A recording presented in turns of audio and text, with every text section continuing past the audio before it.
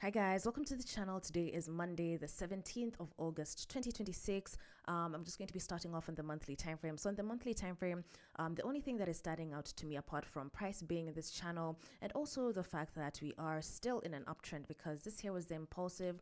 This does look like the correction move. I don't think we have like the best swing point for continuations, but I think the fact that price hasn't broken below the 1.319 to me is like a signal that maybe sellers are getting weak and there could be a potential of price coming all the way back up to the 1.375 or even back up to the top of the channel, which is around the 1.42, let's say. So yeah, I am bullish on the bigger time frames simply because of that level. This level has been rejecting since I don't know when, since January almost. So let me go to the weekly time frame.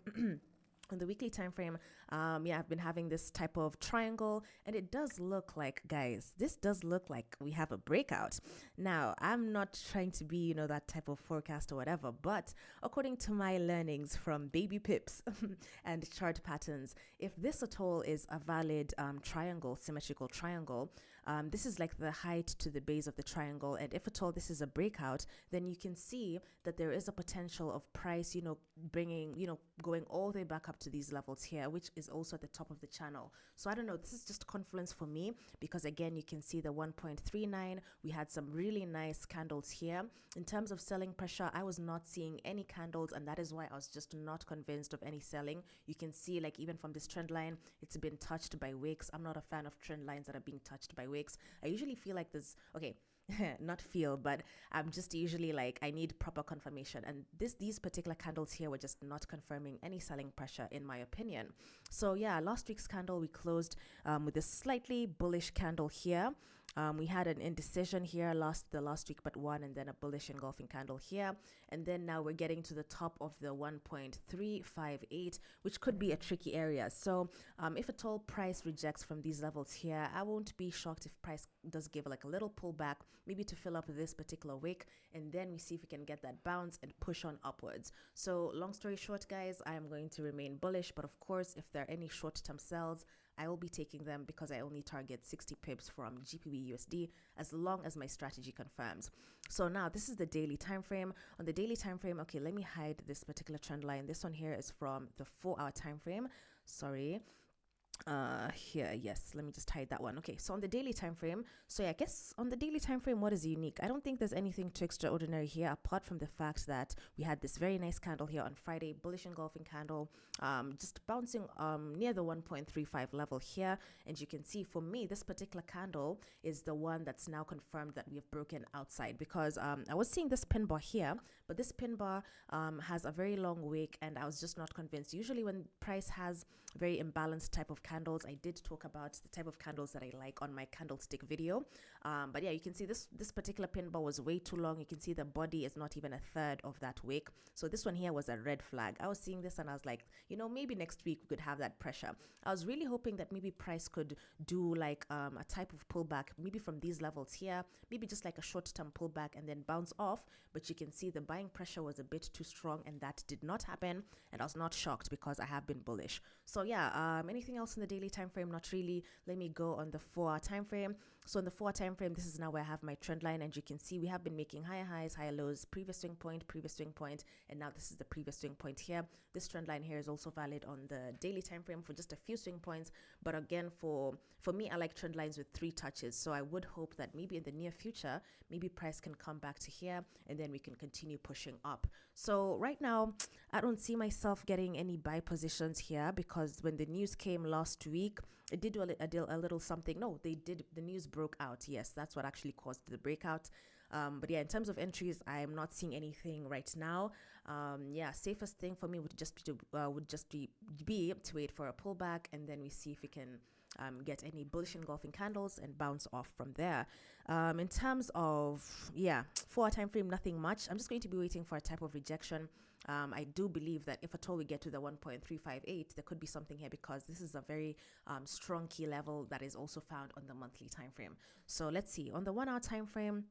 what's going on here. My 1 hour time frame looks like a lot, but I like it this way. I like it this way, and I am not going to be deleting this one simply because I just want to see where that triangle broke out. And you can see last week, guys, consolidation.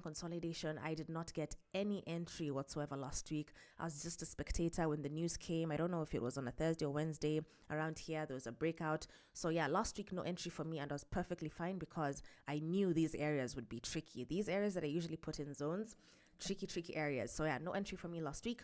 I think this August I've only had one trade, and it was an L, I think, in the first week. So yeah, currently at -1 on my FTMO.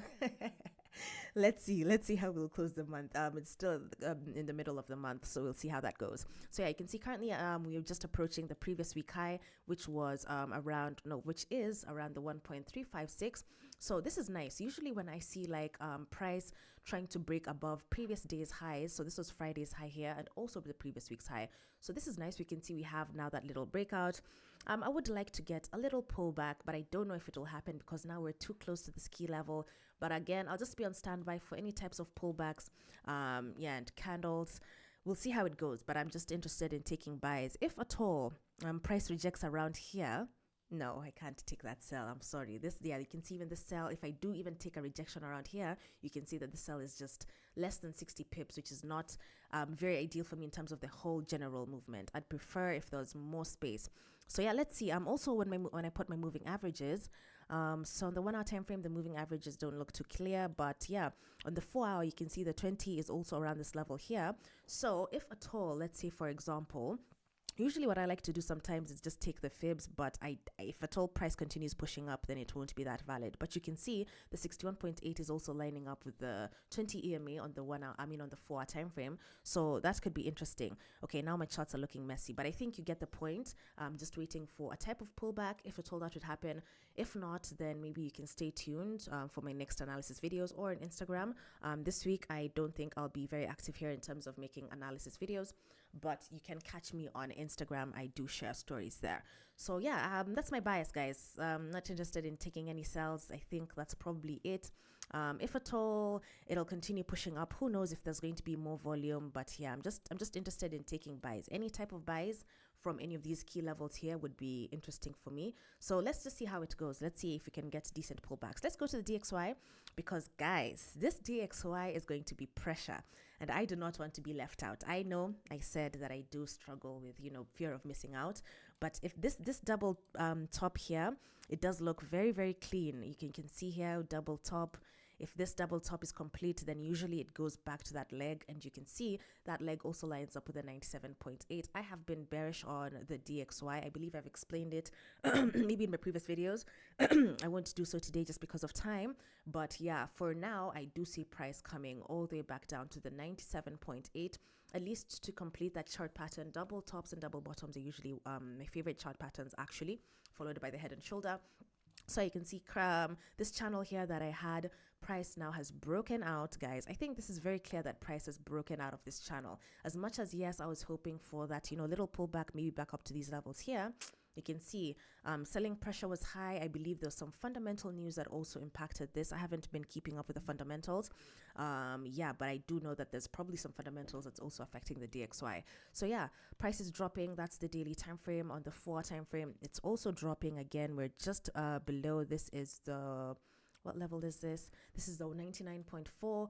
So yeah, it looks quite nice. Again, from the DXY, I don't know when it would want to pause, because right now we are in that impulsive stage. So if at all it continues heading downwards, that's okay. I will not try to, force any sells here. I'll just wait for the DXY to exhaust a little bit. Even back up to this trend line would be nice, and then see if we can get continuations. I don't know. It does look like it's there's a lot of pressure here. So I don't know how far this will drop. So yeah, that's just my bias. I think this one is pretty simple now. The breakout has been confirmed. This took so long. You can see it took from 3rd August 2026 to almost 1 week, 10 days later almost is now when we've broken outside of this little consolidation that we had here. So yeah, bearish on the DXY, nothing too crazy. I do like these candles also that bounced off this trend line. Bearish engulfing candle here, bearish engulfing touch on that trend line. So far, yeah, we have like 1, 2, 3, 4 touches on that trend line. So that's quite nice. So yeah, let's see if it can if it can exhaust, so that I can at least get a little buy on the pound USD, at least, because you guys know I have have been so bullish. So let's see. Anyway, so now on the Forex Factory calendar, on this Monday we do not have any news, and then on Tuesday we have some 9 a.m. GBP Claremont count change, 9 a.m. East African time. Wednesday we have some CPI. These news are not scary to me, guys. So there is a potential that I could even enter with my prop firm account, depending on how wide I'll be putting my stop loss and my TPs, but we'll see. So anyway, stay tuned. And if you are a new subscriber here from my interview that I did with Traders KE, video is here. Welcome to the channel. And yeah, thank you so much. I will see you on the next one. Oh yeah, bye.